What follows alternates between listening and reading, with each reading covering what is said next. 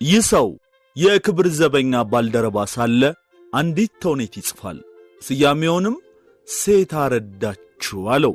ብዙም ሳይቆይ ሴት አረዳችሁ በክቡር ዘበኛ የሰራዊቱ ግቢ ውስጥ መታየት ጀመረ።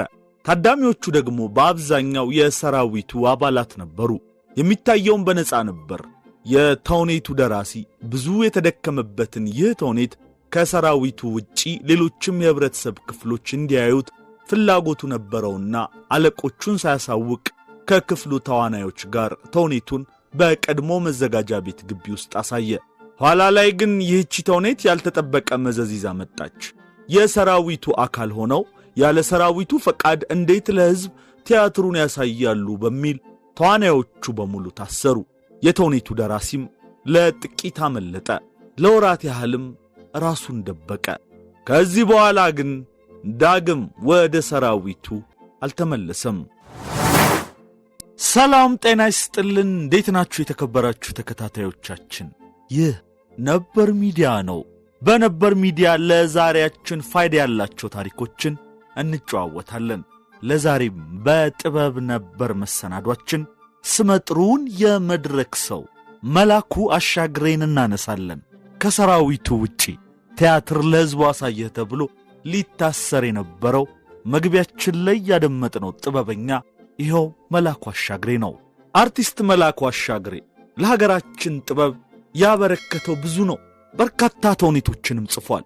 በተውኔት ሥራዎቹ ብዙ ርዕሰ ጉዳዮችን አንስቷል። ፍቅር፣ ጥላቻ፣ ሕይወት፣ ጉቦ፣ ነጻነት፣ እኩልነት ከብዙዎቹ ጥቂቶቹ ናቸው። ይህ ታላቅ የጥበብ ፈርጥ ሕይወቱ ያለፈው ከ33 ዓመት በፊት ልክ በዛሬዋ ቀን ሰኔ 1 ቀን 1985 ዓ.ም ነበር። ሕይወት ጉራማይሌ ነች። የሆነ ቦታ ላይ የሆነ ሰው ወደዚች ዓለም ይመጣል።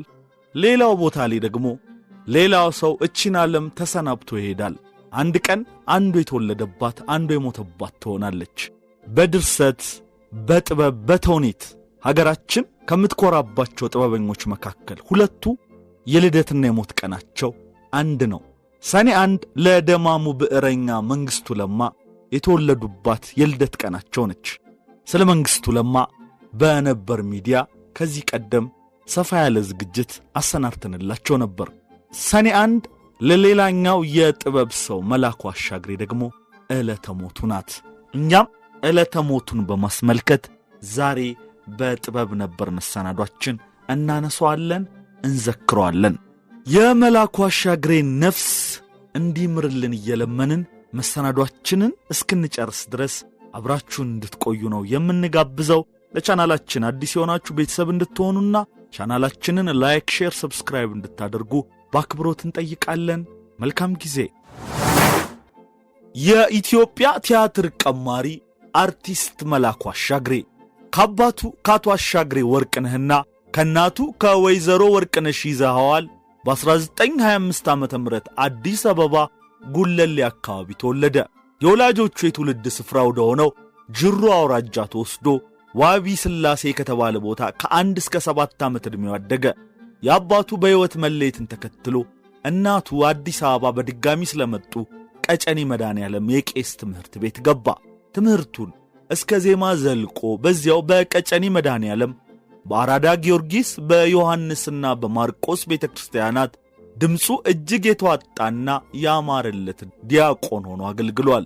የዘመናዊ የቀለም ትምህርቱንም በቅድስት ሥላሴ ትምህርት ቤት በተፈሪ መኮንንና ሐረር በሚገኘው አሊያንስ ፍራንሲስ ትምህርት ቤት ለመከታተል የራሱን ጥረት ያደረገና በቤተሰብ ችግር ምክንያት በ1942 ዓመተ ምህረት ትምህርቱን አቋርጦ በማዘጋጃ ቲያትር ቤት ያሁኑ የአዲስ አበባ የባህልና ቲያትር አዳራሽ ሥራ መስራት ጀመረ። በዘማሪነት በሥነ ስቅለት ውስጥ ከተሳተፈ በኋላ ድራማው ከመድረክ ሲወርድ መላኩ በዘፋኝነትና በከበሮ መቺነት በማዘጋጃ ቲያትር ቤት አገለገለ። ከጥቂት ወራት በኋላ በሀገር ፍቅር ቲያትር ንቁ መሪ በነበረው ማቴዎስ በቀለ በተደረሱ ድራማዎች በተዋናይነት እንዲሁም በዘፋኝነት ሰርቷል። የአዲስ አበባው ሀገር ፍቅር ቲያትር ቅርንጫፍ ወደ ሐረርጌ ሲዛወር መላኩም ከማቴዎስ ጋር አብሮ ሄደ። ከ6 ወር ቆይታ በኋላ ማቴዎስ ወደ አዲስ አበባ ተመልሶ አንድነት ቲያትር ማህበር ሲመሰረት መላኩም በማህበሩ ተቀጠረ። የቲያትር ቡድኑ ወደ ደቡብ ምዕራብ ኢትዮጵያ ተጉዞ በነበረበት ወቅት በቡድኑ አለመግባባት በመፈጠሩ መላኩ ከሥራው ተሰናብቶ ጅማ በመቅረት በከተማው ማዘጋጃ ቤት የርስት ክፍል በጸሐፊነት ተቀጠረ። ወደ ሀገር ፍቅር ቲያትር የተመለሰው ብዙም ሳይቆይ ነው።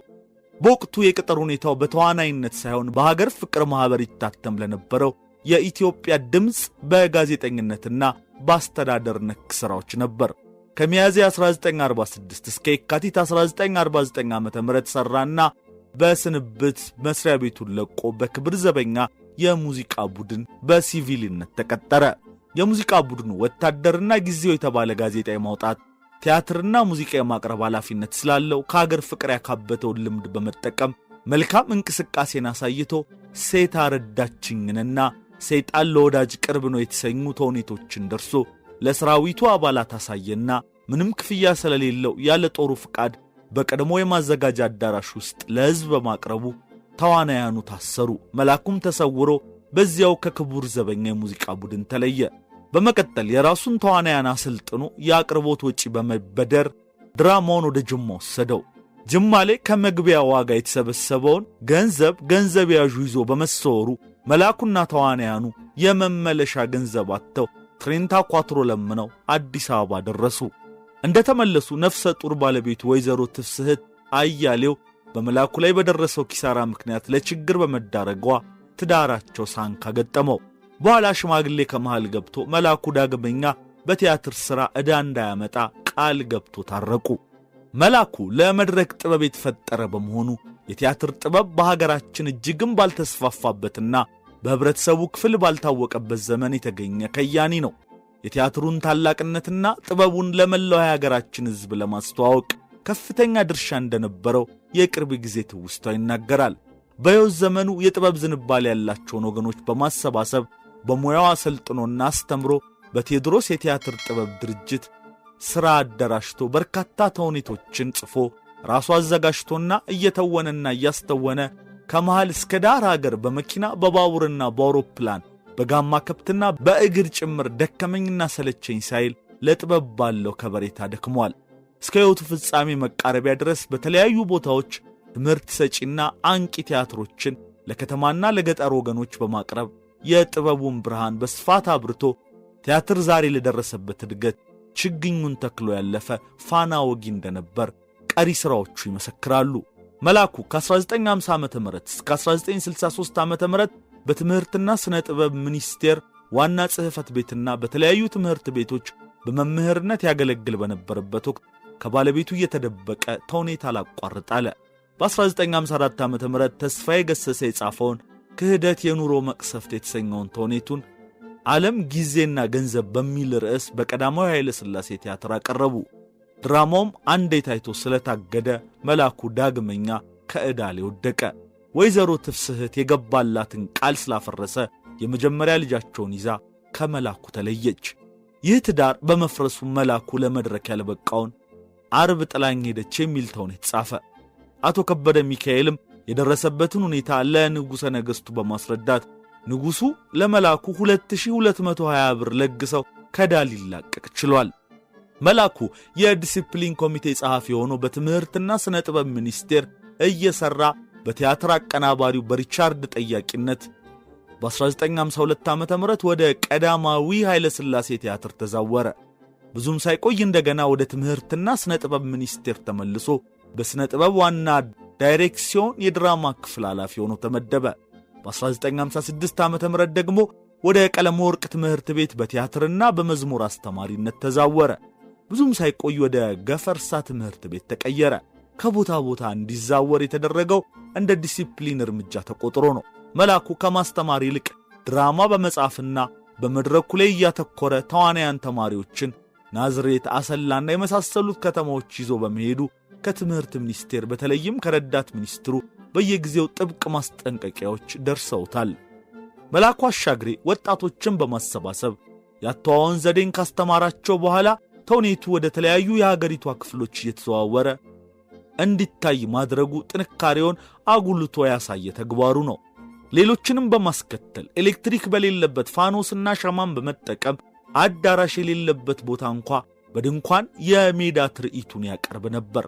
በድራማ ብዙ ገንዘብ ያሰባሰበ ቢሆንም ለጋስ በመሆኑና የቸገረውን በመርዳት ስለሚታወቅ ያኖረው ቅሪት አልነበረም። በበጎ አድራጊነቱም ለቀይ መስቀል 11670 ብር ከገቢው መስጠቱ ይነገራል። በ1968 ዓ.ም ሐምሌ 1 ቀን በብሔራዊ ቲያትር ተቀጠረ። በ1981 ዓ.ም ጡረታ ወጣ። በዚህን ወቅት ከሁለተኛ ሚስቱ ከወይዘሮ አልማዝ ጋር ተለያይቶ ሶስተኛ ሚስቱን ወይዘሮ ደብሪቱን አገባ።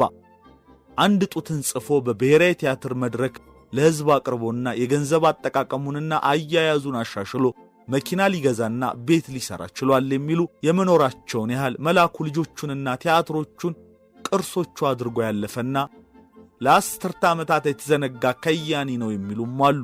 አሟሟቱን ተከትሎ የተለያዩ አስተያየቶች የተሰጡ ቢሆንም ወደ ደቡብ በሄደበት ወቅት ለወባ መከላከያ የዋጠው ኪኒን ጉበቱ ላይ አርፎ በዚያ ምክንያት ሆስፒታል ገብቶ በሕክምና ሲረዳ ከቆየ በኋላ ሕይወቱ ልክ በዛሬው ዕለት ሰኔ 1 ቀን 1985 ዓ.ም ሊያልፍ ችሏል። መላኩ አሻግሬ የሚታወቀው በደራሲነት፣ በተዋናይነት፣ በቲያትር አዘጋጅነትና በዳንኪረኝነት ወይንም በሸብሸቦ ነው። 26 የሚደርሱ አጫጭርና የሙሉ ጊዜ ተውኔቶችን ጽፎ እየተወነም አዘጋጅቷል። ከነዚህም ውስጥ የሚከተሉት ይገኙበታል። ክህደት፣ የኑሮ መቅሰፍት፣ ማጣትና ማግኘት፣ ዓለም ጊዜና ገንዘብ፣ ሽፍንፍን፣ ቁጥር 1ና 2፣ አዬ ሰው፣ ማሪኝ፣ የለውም ብለው ጉድፈላ፣ ምን አይነት መሬት ናት፣ አንድ ጡት ዋና ዋናዎቹ ሲሆኑ ከአጫጭር ተውኔቶችና የቴሌቪዥን ድራማዎች ደግሞ ይቅርታሽን፣ ግንዳልብስ፣ ጤና ይስጥልኝ፣ ሱሚ ነው ይገኙበታል።